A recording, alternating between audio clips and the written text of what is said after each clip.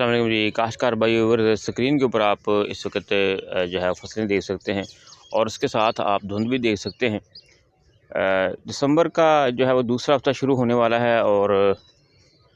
सर्दी की शिद्दत में जो इजाफ़ा होता जा रहा है, इसके साथ साथ कोहरा भी पड़ना शुरू हो जाना है। तो जैसे कि वो बताया गया था कि 8 और 9 दिसंबर के बाद जो है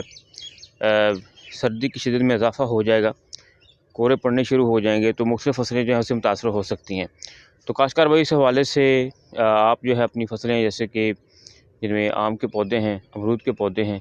छोटी नर्सरियाँ हैं, सब्ज़ियात हैं, इस तरह की जो फसलें हैं तमाम की तमाम जो हैं, जैसे कि आलू है, गंदम है,